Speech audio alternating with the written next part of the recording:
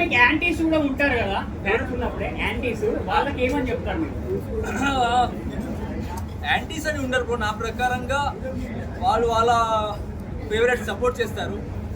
So అది కొంచెం నాకు యాంటీగా అంటే నేను వాళ్ళ సపోర్టర్స్ని కొంచెం గొడవ చేసినప్పుడు వాళ్ళకి నేను బ్యాడ్ కనిపిస్తా.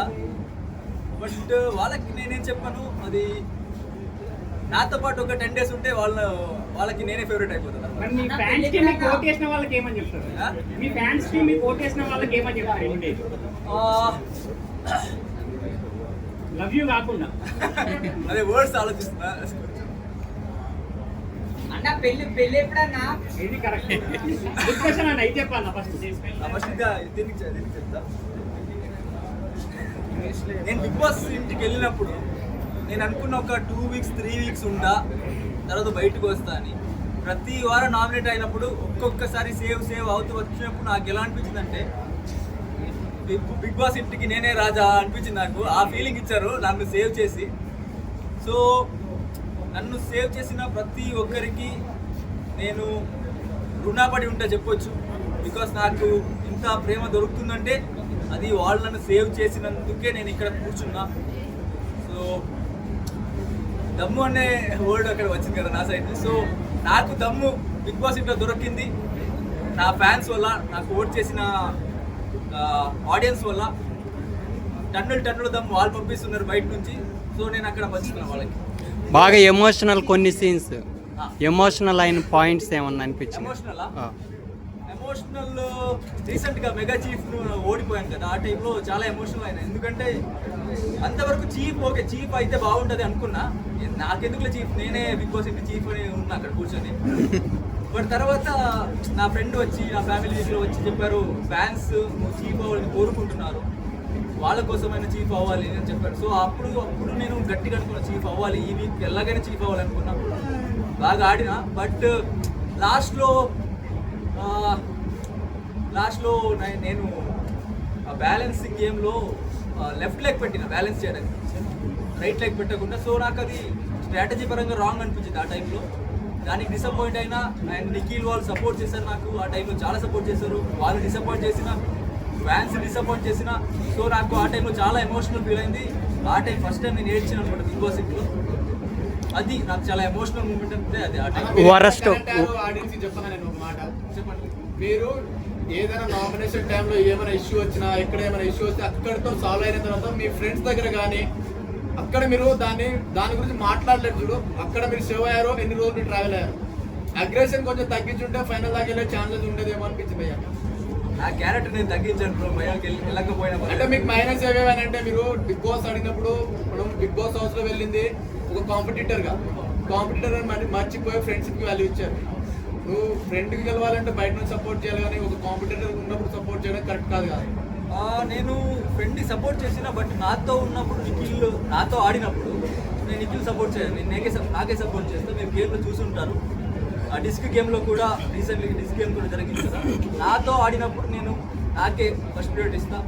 నేను లేనంటే ఆ టైంలో నా ఫ్రెండ్కి గెలవాలని కోరుకుంటాను. అంటే విష్ణుప్రియ ఆటో గేమ్ లో అది అలా కనిపించలేదు మాకు, ఏదో సరదాగా అలా కిందికి దిగేసింది, ఏదో యాక్టింగ్ చేస్తున్నట్టు అనిపించింది మాకైతే.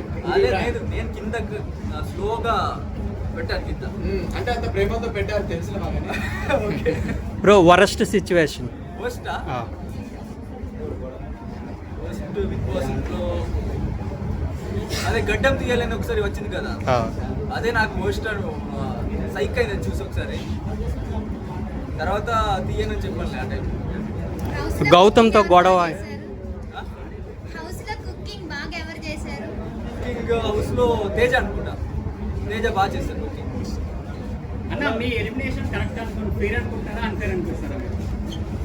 ఎలిమినేషన్ ఫేరే బ్రో. అక్కడ ఏమంటే లైక్ నా ప్రకారంగా నాకు ముందు ఒక 2 వెళ్ళాలి, బట్ వాళ్ళు నామినేషన్కి రాలేదు, ఎలాగో సేవ్ అయ్యారు. సో దాని వల్ల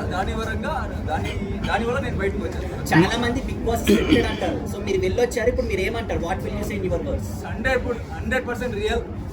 బిగ్ బాస్లో స్క్రిప్టెడ్ అనేది ఎందుకు వస్తుంది నాకు అర్థం కాలేదు, బట్ అది 100% రియల్. అక్కడ టెలికాస్ట్ ఏమవుతుందో నాకు తెలీదు, బట్ అక్కడ జరిగేది అయితే 100%. మణికంఠ గేమ్ ఏమంటారు? మణికంఠ నాకు మణికంఠ చాలా ఫన్నీ పర్సన్ అనిపిస్తుంది. అంటే చాలా జోవియల్ పర్సన్, మంచిగా జోక్ చేస్తుంటారు. ఆ టైంలో నేను అర్థం చేసుకోలేదు స్టార్టింగ్లో మణికంఠని, లైక్ ఎందుకు ఏడుస్తున్నారు, ఎందుకు ఏడుస్తున్నారు అర్థం కాలేదు ఆ టైంలో. బట్ తర్వాత మణికంఠ కూడా ఓకే వాళ్ళకి వాళ్ళ ప్రాబ్లం ఉంటుందిలే అర్థమైంది. మణికంఠ యాక్చువల్లీ మంచి హ్యూమన్. వైల్డ్ కార్డ్ ఎంట్రీ అలాగా సగానికి పైగా ఇప్పుడు 80% 40% ఎంతమంది చూస్తున్నారు, సగానికి పైగా బిగ్ బాస్ చూడడం మానేశారంటున్నారు. ఓకే మణికంఠ అంత ఫ్యాన్ బేస్ ఉందని అక్కడ తెలియదు, ఇప్పుడు బయటకు వచ్చినప్పుడు తెలిసింది. అది ఇప్పుడు బిగ్ బాస్ చేస్తే తప్పే అనుకోవచ్చు అన్న. లేదు మణికంఠ వెళ్ళిపోవడం. మణికంఠ నేను వెళ్తాను చెప్పారు కదా అక్కడ. వైల్డ్ కార్డ్ ఎంట్రీ ఎలా కనిపించింది? మణికంఠనే వెళ్తాను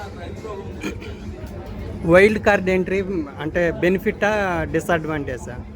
మాకా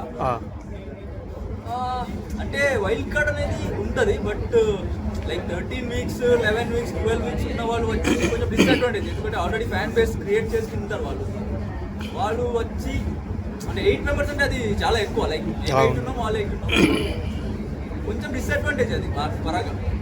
గౌతమ్ విన్నర్ రేస్ లో ఉన్నాడు కదా, అంటే వైల్డ్ కార్డ్ వచ్చిన వాళ్ళు ఆ స్టేజ్ మీకు ఎలా అనిపించింది? గౌతమ్ విన్ అయితే కూడా నేను చాలా హ్యాపీగా ఉంటాను. బికాస్ గౌతమ్కి చాలా కష్టాలు ఉన్నాయి. అంటే అలాగే చిన్న స్టేజ్ నుంచి అక్కడ వచ్చారు. గౌతమ్ గెలిస్తే కూడా నేను హ్యాపీగానే ఉంటాను. గౌతమ్కి విన్ అయ్యే క్వాలిటీ ఉంది, చూద్దాం.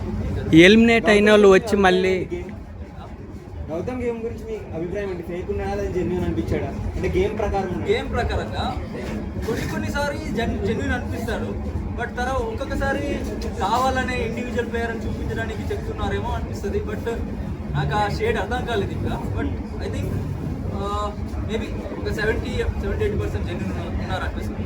రష్మిని అక్క అన్నప్పుడు మీ ఫీలింగ్ ఏంటి? ఎవరు గౌతమా?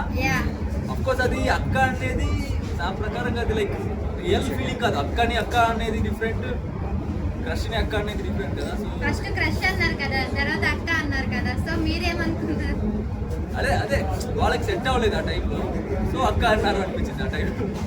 అంటే ఎలిమినేట్ అయిన వాళ్ళు వచ్చి మళ్ళీ నామినేట్ చేయటం ఎలా కనిపించింది?